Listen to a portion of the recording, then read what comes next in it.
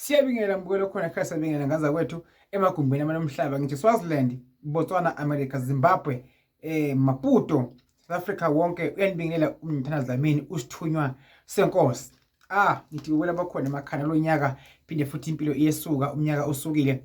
Ngathi singalunga into zethu mbukelo khona ekhaya, ulunge simo samadlozi, simo sesithunywa, simo senhlanhla, siphumelele, silungise ini izinto zethu.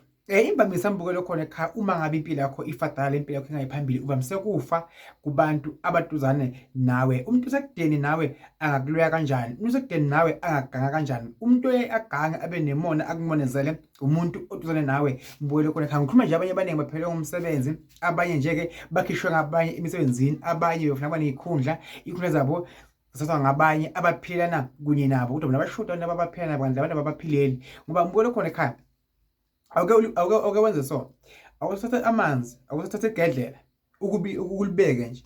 Umuntu aqabanga ukuthi legedlela leli ubiyise kulo amanzi okugeza kanti ubiyise irice. Awungabakhombi abantu into oyiphenela unyaka lo, awungabakhombi abantu into oyifisile mbukelo khona ekhaya. Ake nje ubeke igedlela lamanzi eziko libile, athi umuntu ubeka amanzi okugeza ona amanzi etiye, kanti wena lapha phakathi ubuyise ini irice. Ngamagama ngithi mbukelo khona ekhaya, ofuna ukukwenza empilweni yakho ungabatsheli abantu, ngoba abantu akusibo bonke abantu abafuna ukubona uphumela uya phambili nempilo, kodwa ke uNkulunkulu kuphela ufuna ukubona phambili nempilo. Ngoba even ihlobo zakho nombala ozalwa naso zinenkinga ngempilo yakho, ziba nemona zijizona futhi zikumonezele mbukelo khona ekhaya. Ukukhuluma kubani? Usithunywa senkosi.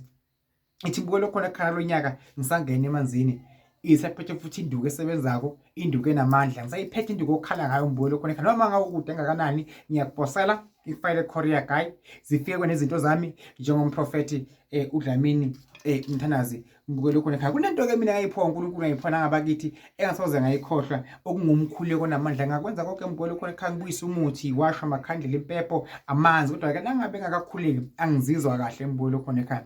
uNkulunkulu wezulu, Nkosi yamakhosi, umona amandla amakuphila, ngikhwela umbukelo khona ekhaya, ofisa ukungibona gcina ngibonile Nkosi yamakhosi. Imali kuye ihlale abe nenhlanhla aphumele Nkosi yamakhosi, konke lakufisile ngaphakathi kuye enhlizweni yakhe kwaziwe nguye yedwa Nkosi yamakhosi. uNkulunkulu okuphila egameni likaJesu uze baweze bonke abaneyinkinga baphumele uze phakade, amen. Nkosi ibusise mbukelo khona ekhaya.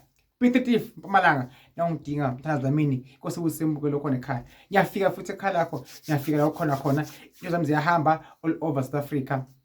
Iwasho yonke indawo khona whatever you are, iwasho zami ziyafika. Inkosi ibusise mbukelo khona ekhaya. Awungabatshela abantu ukuthi uplaneni, awabone ngawe sewenza. Nkosi ibusise.